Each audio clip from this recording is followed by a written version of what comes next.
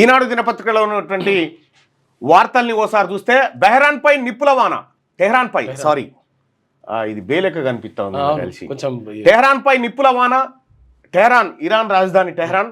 కీలక చమురు క్షేత్రాలే లక్ష్యంగా ఇజ్రాయెల్ దాడులు. ప్రతి దాడులు చేస్తున్న ఇరాన్. మీరు ఆపితే మేము ఆపుతామని ప్రతిపాదన. స్పందించని టెల్ అవీవ్. భారత్ పాక్ లానే ఒప్పందం కుదుర్చుకోండి అమెరికా అధ్యక్షుడు ట్రంప్ సూచన. ఇరాన్ రాజధాని టెహ్రాన్పై ఇజ్రాయెల్ నిప్పుల వర్షం కురిపిస్తుంది. సైనిక స్థావరాలు చమురు క్షేత్రాలే లక్ష్యంగా తీవ్ర స్థాయిలో విరుచుకపడుతోంది.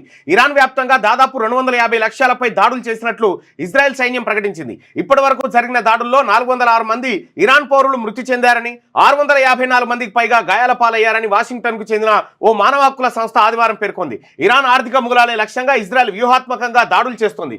చమురు సహజవాయు క్షేత్రాలపైనే గురిపెట్టింది. టెహ్రాన్లో 2 చమురు డిపోలు మంటల్లో చిక్కుకున్నాయి. ప్రపంచంలోనే అతిపెద్ద చమురు క్షేత్రమైన సౌత్ పార్స్ పైన దాడి జరిగింది. ఇక ఈ చమురు క్షేత్రంలో కార్యకలాపాలను పాక్షికంగా నిలిపివేస్తున్నట్టుగా ఇరాన్ ప్రకటించింది. ఈ నేపథ్యంలో ఆ దేశ విదేశాంగ శాఖ మంత్రి అబ్బాస్ అరాగ్చి కీలక ప్రకటన చేశారు. ఇజ్రాయెల్ దూకుడు ఆపితే తాము దాడులు నిలిపివేస్తామని పేర్కొన్నారు. దీనికి ఇజ్రాయెల్ నుంచి ఎలాంటి స్పందన రాలేదు. ఇక్కడ చూడొచ్చు మనం ఇరాన్లోని షరాన్ చమురు డిపోలో మంటలు ఎగిసిపడతా ఉన్నాయి. ఇక్కడ ఇజ్రాయెల్లోని బట్యామ్లో ధ్వంసమైన భవనాన్ని చూడొచ్చు మనం. ఇక్కడ కుప్పగూలిపోయిన భవనం ఇక ఉందా ఒకసారి పెట్టు. ఒకటి క్లిక్ చేయి. రైట్ ఇగో ఈ భవనాలన్నీ కుప్పగూలిపోయినటువంటి పరిస్థితిని చూస్తా ఉన్నాం. ఇజ్రాయెల్ ఇరాన్ మధ్య భీకరమైనటువంటి యుద్ధం జరుగుతూ ఉంది. పలు భవనాలు నీలమట్టమైనాయి. అణుస్థావరాలే లక్ష్యంగా ఇజ్రాయెల్ దాడి చేసింది. అలాగే ఇరాన్ కూడా అదే స్థాయిలో దాడులు చేస్తూనే ఇరాన్ ఒక ప్రతిపాదన తీసుకొచ్చింది.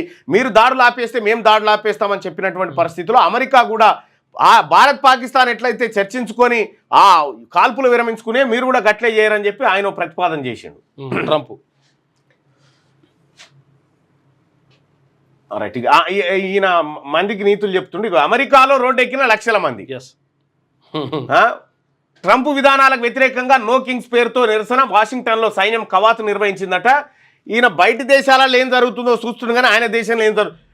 అమెరికాలో రోడ్డు ఎక్కిన లక్షల మంది అట. లక్షల మంది అమెరికా అధ్యక్షునికి వ్యతిరేకంగా రోడ్డు ఎక్కితే ఆ టాపిక్ ఇడిచిపెట్టి మీరు చర్చించుకోండి అని చెప్తుండే. ఈయన మాత్రం చర్చలు జరపడట ఈ ప్రజలతోటి. ఈయన దేశ ప్రజలతో ఈయన చర్చలు జరపడు. ఇరాను ఆ తర్వాత ఇజ్రాయెల్ చర్చలు జరుపుకోవాలని చెప్పి సూచనలు చేస్తూ ఉండు. 6వ తరగతి నుండి 10వ తరగతి విద్యార్థులకు గొప్ప అవకాశం. ఏపీ, తెలంగాణ మరియు సిబిఎస్ఈ విద్యార్థులకు ఎలాంటి అడ్మిషన్ ఫీజు లేకుండా సంవత్సరానికి కేవలం 1000 రూపాయలకే ఐఐటీ స్టాండర్డ్స్ తో ఆన్లైన్ ట్యూషన్స్ చెప్పబడును. 15 ఏళ్ల సుదీర్ఘ అనుభవం గల ఫ్యాకల్టీతో క్లాసు నిర్వహించబడును. ఇప్పుడే ప్లే స్టోర్ నుండి ధర్మవాహిని యాప్ ని డౌన్లోడ్ చేసుకోండి. వివరాలకు సంప్రదించండి 7893051526.